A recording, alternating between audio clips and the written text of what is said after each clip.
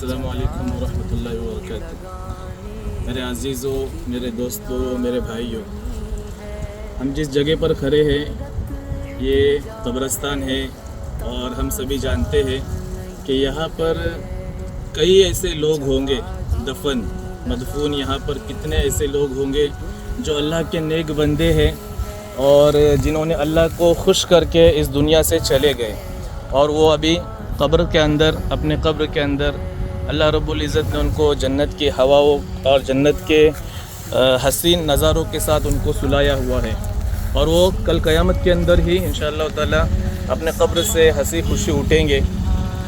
और कई ऐसे लोग हैं जो मेरा माल, मेरी दौलत और मेरा पैसा और मेरा घर ये करके इस दुनिया से चले गए और आज इस कब्र के अंदर अल्लाह माफ़ करे, हो सकता है उनको अज़ाब भी हो रहा हो।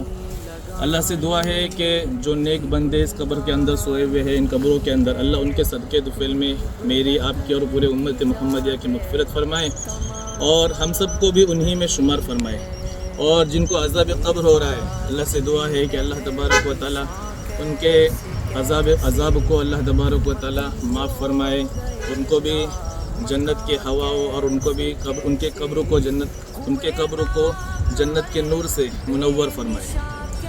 मेरे भाइयों, ये ऐसी जगह है जिसके बारे में एक शायर ने बहुत बेहतरीन अंदाज में बयान फरमाया है कि अजल ही न छोड़ा न किसरा न दारा, इसी से सिकंदर सफाते बिहारा, हर एक लेके क्या क्या न हसरत सिदारा, परा रह गया यही सब ठाट सारा, अजल तेरा कर देंगी बिल्कुल सफाया। अजल कहते हैं मौत को, यानी अजल ही न छोड़ा न किसरा न दारा, अजल किसी को नहीं छोड़ती, मौत किसी को नहीं छोड़ती। किसरा, दारा जो बड़े बड़े बादशाहों के महल थे उसको भी अजल ने छोड़ा नहीं, यानी मौत ने छोड़ा नहीं। उसी के आगे शायर फरमाता है, हुए नामवर बेनिशा कैसे कैसे, ज़मी खा गई आसमां कैसे कैसे, मिटे नामियों के निशा कैसे कैसे, तुझे पहले बचपन ने बरसों खिलाया, जवानी ने फिर तुझको मजनू बनाया, बुढ़ापे ने फिर आके क्या क्या सताया, अजल तेरे कर देंगी बिल्कुल सफाया।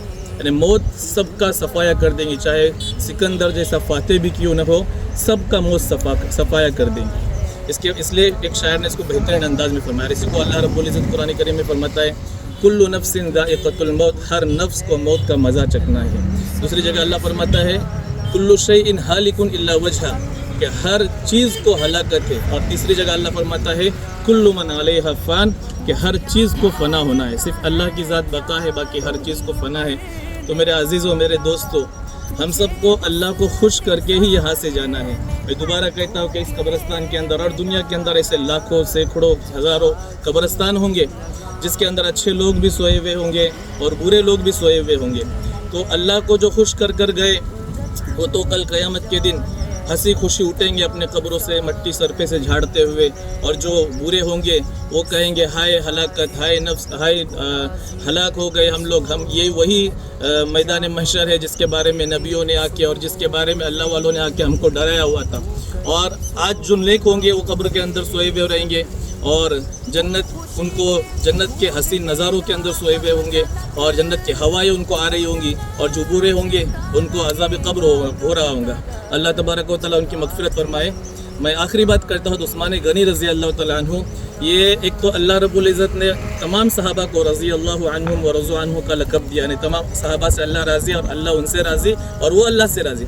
इसमें भी उस्मान गनी रज़ी अल्लाह तआला अन्हु है।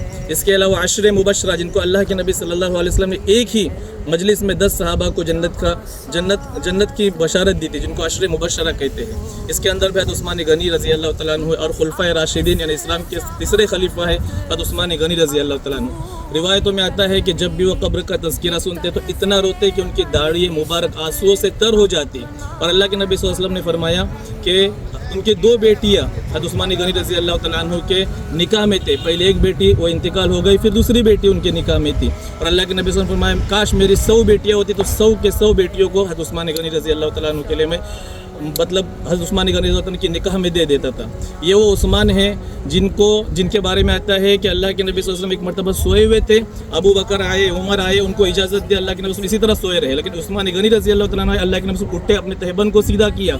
अम्मी आयशा ने पूछा, या रसूलल्लाह जब मेरे अब्बा आए, हज़रत उमर आए तो आप उठे नहीं, बल्कि आपने जिस तरह कपड़े थे, जिस तरह सोए हुए थे, और जब उस्मान आए तो आपने अपने कपड़ों को सीधा किया और फिर उसके बाद इजाज़त दी। तो बोले उस्मान से तो फरिश्ते भी हया करते हैं, फिर मैं क्यों ना हया करूँ। वो उस्मान है जो कब्र का तज़किरा आने के बाद इतना रोते कि दाढ़ी मुबारक उनके आंसुओं से तर होती है। और वो जब लोग पूछते कि उस्मान तुम इतना क्यों रोते हो कब्र के तज़किरों से, तो कहते थे कि ये कब्र जो है आखिरत की मंजिलों में से पहली मंजिल है, जो इसमें पार हो गया वो आखिरत के सारे मराहिल से पार हो गया, और जो इसके अंदर अल्लाह ने जिसको पकड़ा वो आखिरत के सारे मराहिल उसके लिए मुश्किलात का सामना हो जाएंगी। अल्लाह से दुआ है कि अल्लाह तबारक व तआला हमको अज़ाब कब्र से हिफाजत फरमाए और ईमान पर ख़ात्मा नसीब फरमाए। आमीन। अस्सलामु अलैकुम व रहमतुल्लाहि व बरकातुहू।